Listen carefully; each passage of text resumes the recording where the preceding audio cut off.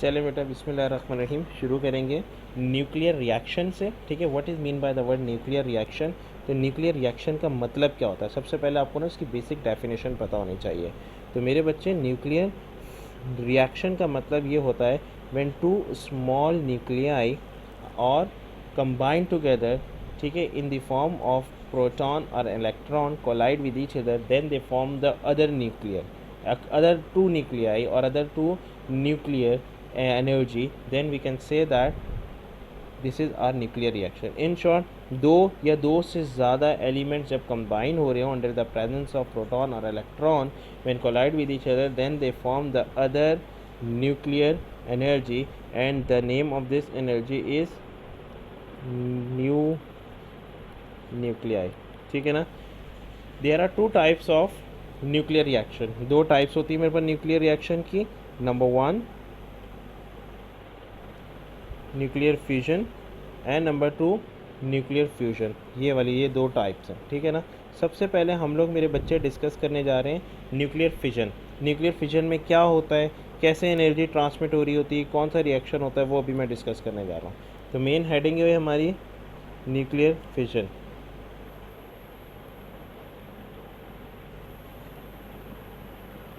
Nuclear fission, अच्छा, nuclear fission में क्या होता है, nuclear fission is a process, ठीक है, ये एक प्रोसेस है in which heavy nuclear energy is split into two sub atomic particles.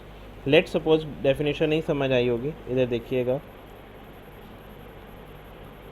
Nuclear fission is a process in which heavy and unstable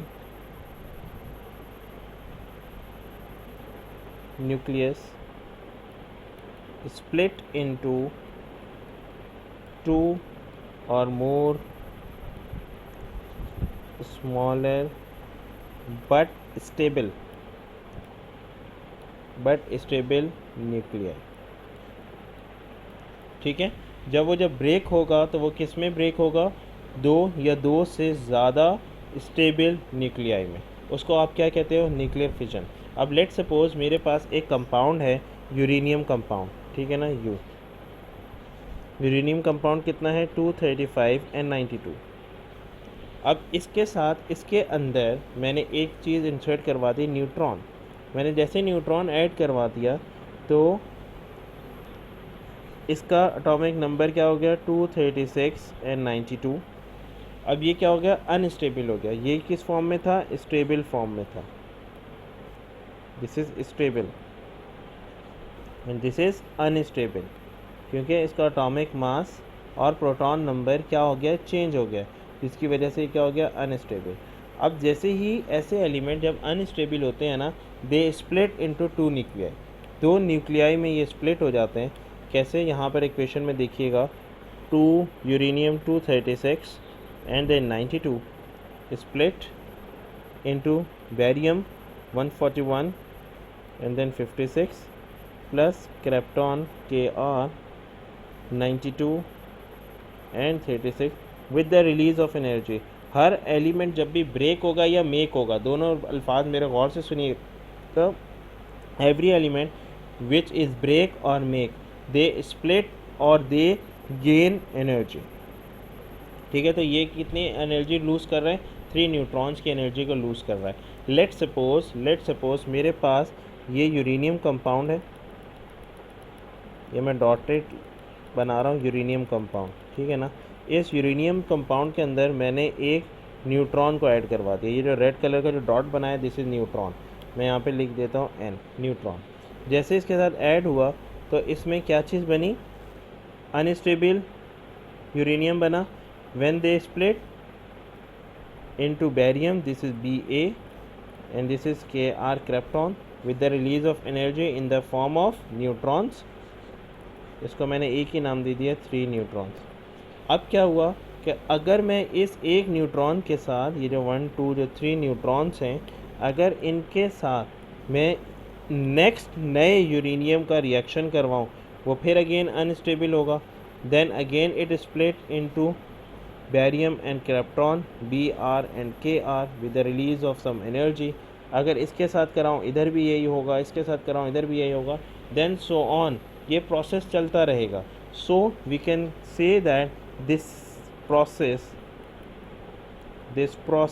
is chain reaction. This process is chain reaction. ये क्या है? Chain reaction है, क्योंकि एक से एक बनता चला जा रहा है। अब क्या है कि can we control this reaction? No, this reaction is uncontrollable. This reaction is uncontrolled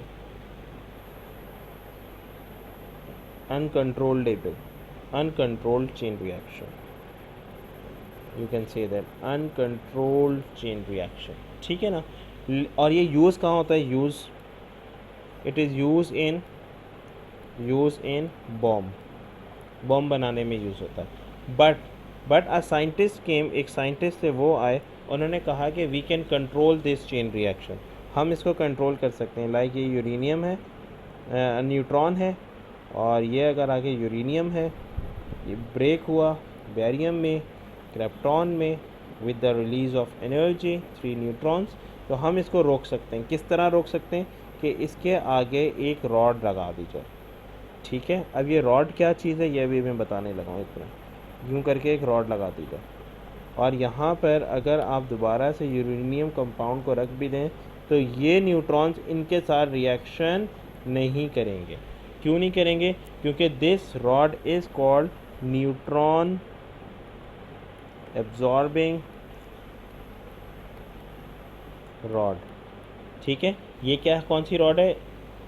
neutron absorbing rod है, because this rod is made up of